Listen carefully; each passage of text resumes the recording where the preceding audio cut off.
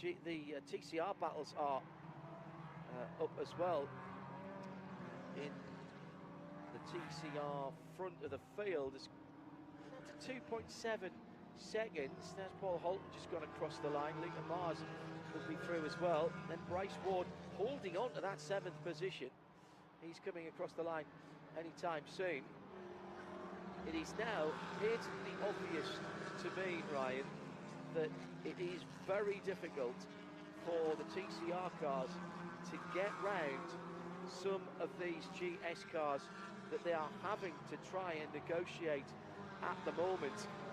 We've got Suelo Almeida looking at the back of the Stephen Cameron Racing Mustang and the Porsche of Tom Collingwood, the BGB car, and they are so much quicker into and through the corners, but of course the GT4 cars stretch their legs on the straights. And we think of Mid-Ohio Sports Car Course as a tight and twisty circuit, and it is in part, but it's also very, very quick in others. The first half of the lap, you've got super high commitment, high speed, turn 1, then you got to slow down quite a bit for the keyhole, but you blast out of that keyhole, and it's a long run through the kink of turn 3 down to turn 4, which is where the cars achieve their top speeds before the braking zone there. So there definitely is a part of this track where you don't want to carry just a ton of downforce. You want to be slippery through the air. And then after that, though, it tightens up tremendously. So it's really a case of one half of the lap, this part they're starting on right here, super fast, high commitment stuff, and then you get to the second half of the lap and it's totally tightened up and it's a different dynamic entirely.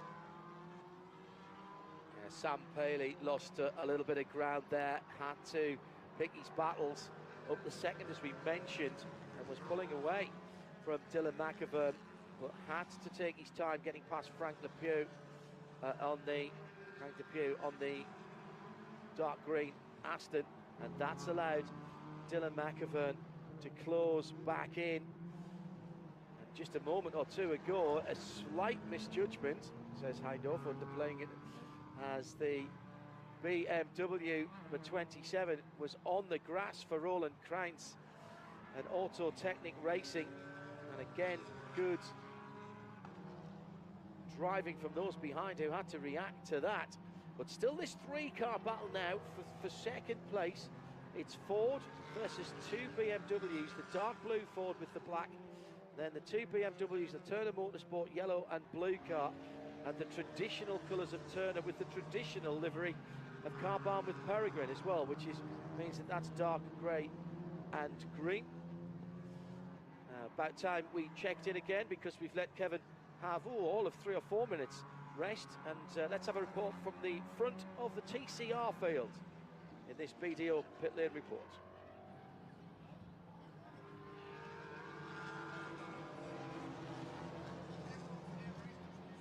Tyler Gonzalez drives for Victor Gonzalez. No relation, but Victor was just telling me today, hey, he is family. I do whatever I can to help Tyler, who is part of the Toyota program and on loan and driving just about everything, everywhere at this point. So this is yet another opportunity to get that win. They have been so close so many times. Something has gone wrong.